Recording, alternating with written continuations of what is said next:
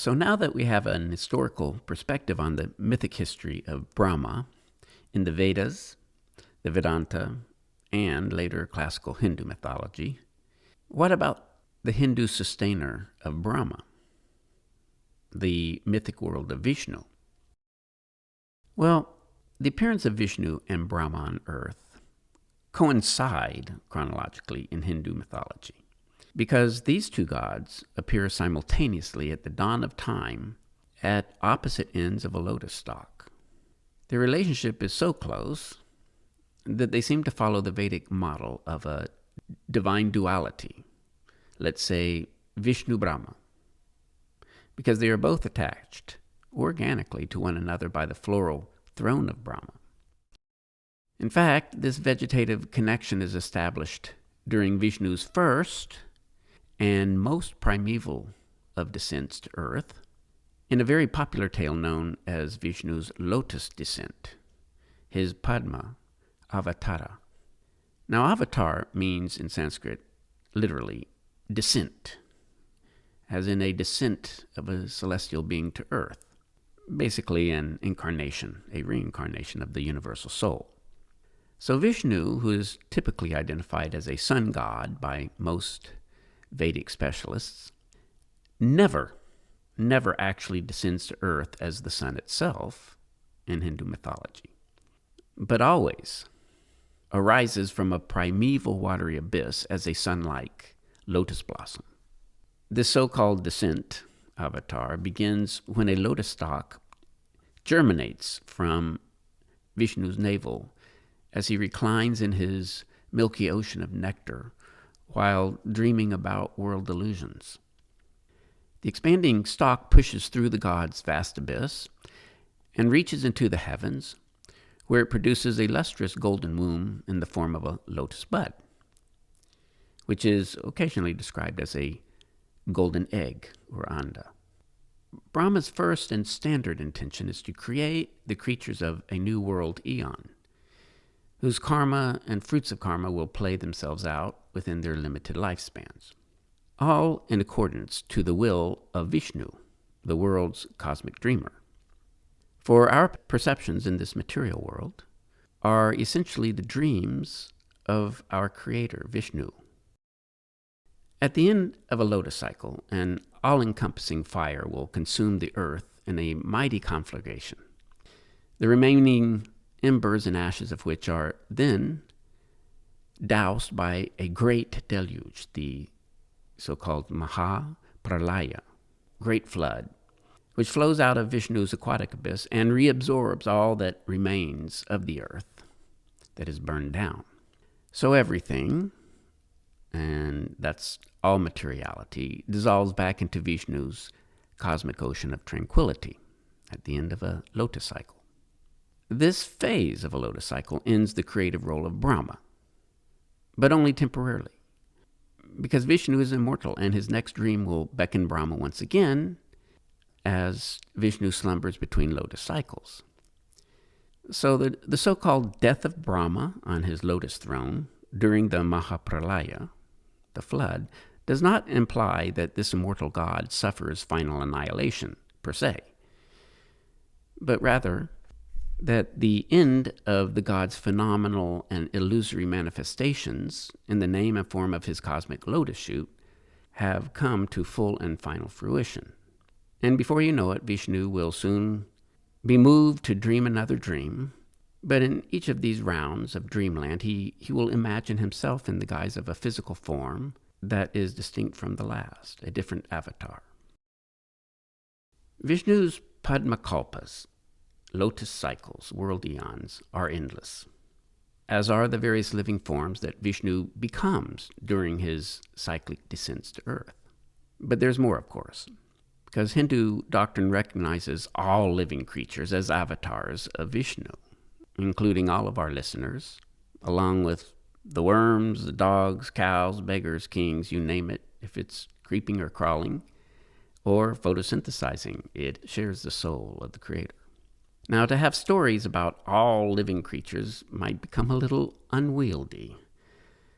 So Hindu mythology traditionally highlights the descent of around 10 creatures, beginning with the lotus-avatara, the padma-descent, followed by the fish descent, known as matsya, fish in Sanskrit, and then the turtle descent, kurma, and then a pig, and then the descent of lion man, and then finishing things off, Vishnu descends in a variety of human forms and figures and roles, one as a charioteer, one as a prince, and there are others. Each of these incarnations will demonstrate how the principle of dharma, truth, on earth is bound to overcome false ideas, false perceptions. More often than not, these tales convey one or a few basic tenets of Brahmanic thought, messages on codes of moral conduct, a full understanding of which is said to lead to bliss. The end of a lotus cycle results in the annihilation of the names and forms of all living creatures. But even between time cycles, while Vishnu slumbers in the void of his placid ocean, the eternal sustainer of living creation is not actually without name and form, at least in a mythic context, because in Hindu mythology, he actually assumes the dual aspect of a cosmic man, a Purusha, who reclines upon the labyrinthine coils of a dark, seven-headed cobra known as Shesha. So these are the two basic forms that he adopts between dreams of lotus cycles. The aquatic medium of this man of the waters, Narayana they call him, is described as an ocean of immortalizing nectar, his so-called ocean of milk. This is because Amrita, or Soma, the elixir of immortality, is milky in texture and aspect. Vishnu's aquatic dragon aspect goes by the name, as I say, of Shesha, meaning in Sanskrit, the remainder, so as to identify his serpent form as the residuum of a previous lotus cycle. And in nature, the remainders of every previous lotus cycle are, in fact, dormant, snake-like lotus stems, known as rhizomes botanically, that pervade in a labyrinthine fashion the muddy substrates of India's lotus groves. This cosmic serpent also goes by the name of Ananta, the Eternal One, or Ananta-Bhoga, the unending coiler. And his mythic role is a popular subject in Hindu iconography. A cornerstone on a Hindu lintel near the famous Angkor ruins of central Cambodia, Bante Sray by name, captures the concept rather poignantly. The tail end of the lotus serpent uncoils as a scroll, as it begins to extend into a lotus dragon's body with incipient lotus blossoms. This lotus serpent typically surrounds and frames Hindu reliefs on temples that decorate the entrances of Angkorian-styled structures of Cambodia, Thailand, and Laos. The ever-present dragons surrounded the world in which Cambodian devotees of Shiva used to chant Vedic hymns and celebrate the tales of the Mahabharata in ritual and in song. Like ancient Vedic serpents of the deep, Vishnu's dragon form, Shesha, is able to employ serpent magic known as Maya, Ahimaya, magic powers of the serpent, in order to transform himself into whatever creature he might choose to be in recurrent padmakalpas. So being Vishnu, he is, after all, the soul of all living forms, good and bad. This mythic and theological notion is portrayed iconographically by attributing various animal features to the serpent as he, quote-unquote, slips out of his ancient skin, as did Soma Pavamana in prehistoric India.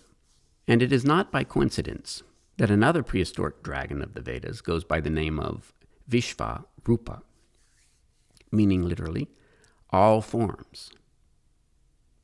At Angkor, this chimeric creature exhibits the specific aspects of a serpent, a lion, an elephant, and an eagle, all of which are symbolic forms of Soma, Pavamana in Vedic hymns. Although Brahmanic theology insists on identifying Vishnu as no more than a creative aspect of Brahma, and vice versa, Hindu theology demonstrates that the powers of Vishnu's own Maya, powers of illusion, is actually capable of even deluding his own self, as he dreams the dream of an immortal dragon between each round of a lotus time cycle. In various epic and Puranic descriptions of the first, the most primeval of all avatars, the Padma incarnation, the lotus-descent, Vishnu must overcome his own magical powers of self-delusion because he is unable to recognize his own self at the end of his umbilical cord, which is none other than Brahma. A typical version of this myth is recorded in the Linga Purana, and it goes something like this. In the beginning, the universe was dark, undivided, and engulfed by a vast expanse of water. Therein resided Lord Vishnu as Hari, the Golden One, as Narayana, man of the waters, the Purushottama, exalted man, with eyes that shined like lotus flowers and the luster of a cloud. The universal creator occupied the body of a huge snake that bore 1,000 hoods, and from this form was born a lofty lotus. A shoot of that plant arose from the serpent's navel, growing upward with an adamantine stalk and bearing a sun-like flower that gave forth a splendid fragrance. On that same day in which this blossom was born, Brahma was just beginning to break out of his golden womb, the Hiranyagarbha. But much to Brahma's surprise, he discovered an unknown lotus-eyed god reclined in the middle of his watery source. Approaching Vishnu with curiosity, Brahma asked the unknown god, in the form of a man and a serpent, about his nature and identity.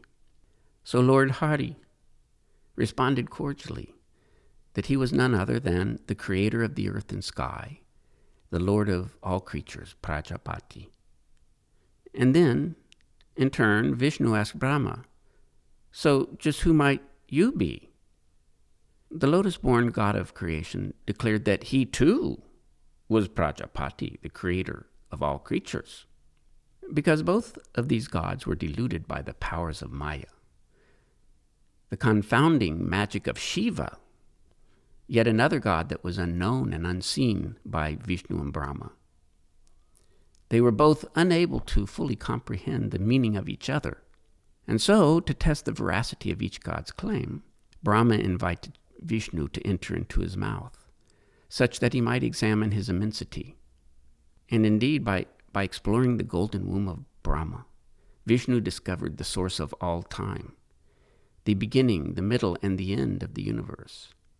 Vishnu could only conclude that he had discovered his own identity in Brahma's golden womb. So then, he reciprocated in kind and invited Brahma to enter into his stomach, such that this god might see the many wondrous worlds that were part of his own self. When Brahma enters, Lord Vishnu proceeds to fall asleep and dream the next cycle, the next kalpa of world delusion. While inside the stomach of Lord Vishnu, the four-headed god of creation assumed a most subtle form, emerging from the navel of Vishnu in the aspect of a lotus blossom. This wondrous flower reached to the surface of the primordial waters and then opened its golden womb, bearing upon its receptacle the four-faced god with the luster of a golden lotus.